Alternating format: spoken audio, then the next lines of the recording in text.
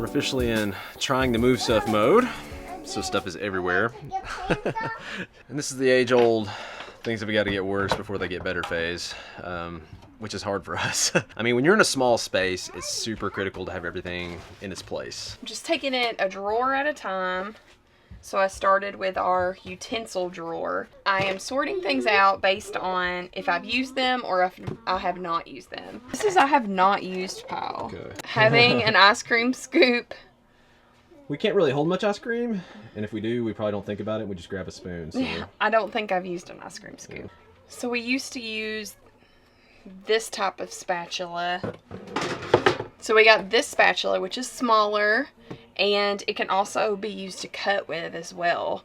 So that's been handy because it's multi-use. So I think it's called a fish spatula, and you can actually, of course, you can flip, you can cut, you can actually stir. You can whisk this a little bit.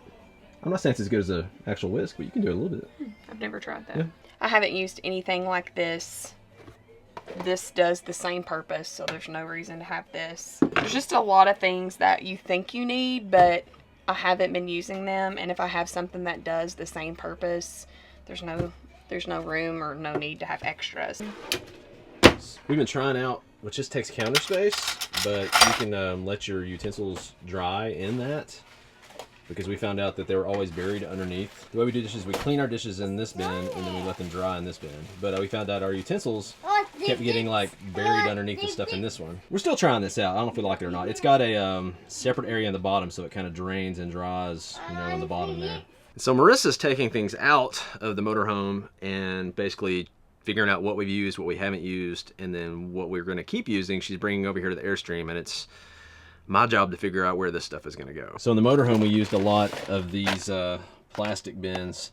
I don't know how well they're going to fit up here. I wish they made curved containers.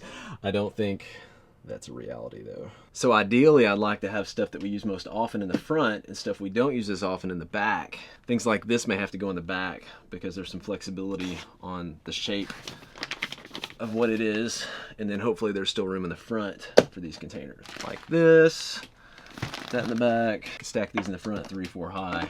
This is pretty much gonna be our dried goods, salt, flour, all that kind of stuff bin. For now, I'm gonna put flatware, like all this stuff in here. I don't really need 2 of these. Hello. You coming to help or you coming to cause trouble? Ah, put that back. We'll clean it up. We're not making messes. If Mama will do a balloon, here. Mommy, it's a balloon. I've tried this one before. I can't get it. The dinosaur. Uh-oh. There it goes. Whoa! Oh my goodness! I told you it was. All right. That one was, where'd you get these, babe? I'm scared to death. I couldn't do it again. There's your balloon.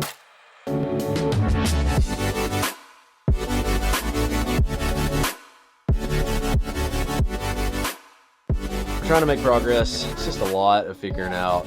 If you enjoy Jenga or things like that, this will be your thing. The most difficult thing we've had to find a spot has been this Instant Pot. It's just everything that's tough in an Airstream. It's a little bit too tall, it's a little bit too wide, it's round. It's just, so we had to like hook it under this pop, and then I've got the lid that'll probably fall out every time this door is open. So for now, that's all we figured out on the Instant Pot. Other stuff, I'm still not sure. I'm just kind of playing around with what fits where. Looking for a snug fit, looking to get things that we use the most often, front and center. Part of the reason we chose to go with these benches to have some overflow in case of something like this. I think we have decided our shoes don't fit as well as we want in here. We all have pretty big feet, and so they come out just a little bit over this edge. Probably should have thought of that before we did the width of the benches, but we just kind of went with the standard width on a bench and didn't think about our shoe size being wider than that. Yeah, we could still turn them horizontally, but that you wouldn't fit very many shoes in there. It'd be a big mess. So, but the good thing is there's actually a place, one of our viewers mentioned this. This is actually a great spot for shoes. This pulls out and our shoes do fit in there, that direction. Pretty pumped. I think that'll be a good spot, and we'll just use the bench for some other stuff. I would like to say that I'm moving all kinds of things into the outside storage on the Airstream, but there's just not much at all. You got 2 of these tiny little bays like this. I'm not sure exactly what's supposed to go in there.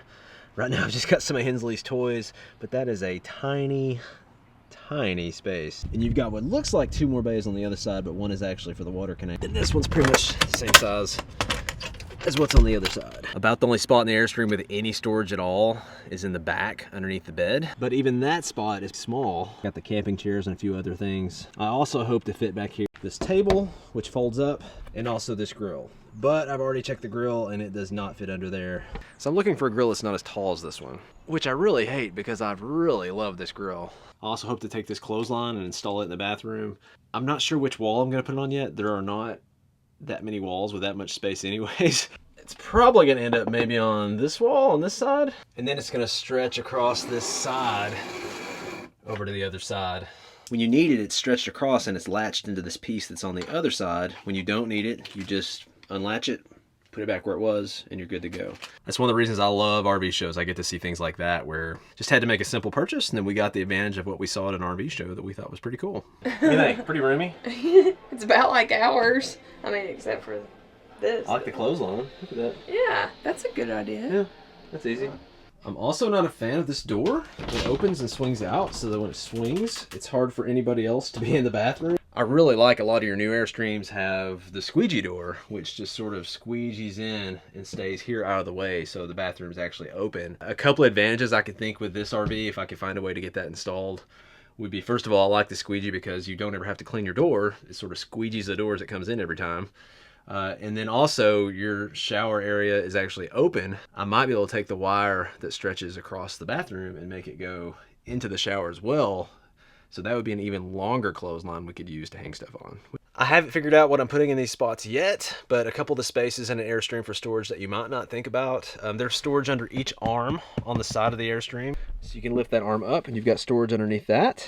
And then you've also got storage back in behind the couch. I'm not sure yet, I haven't tested it, how much you can get back there before the couch won't jackknife out, because I love these jackknife couches. You know, we have moved several times as a couple and as a family, and moving from a house compared to moving from a motorhome or an RV is just, it's so much more of a challenge to move from a house. And the coolest thing about this is, as we're downsizing our possessions, it's, you know, we're RVing right now, but I don't know what we'll be doing in 5 years, 10 years, 15 years. It's cool because if you do change plans, if you do want to do something different, if we want to move into a small house, if we wanted to travel overseas, if we wanted to, you know, we talked about it might be cool to, like, if you had a house and you just rented a house a month at a time in different spots in the country, if you wanted the house experience and the living somewhere longer experience, we might move into a boat.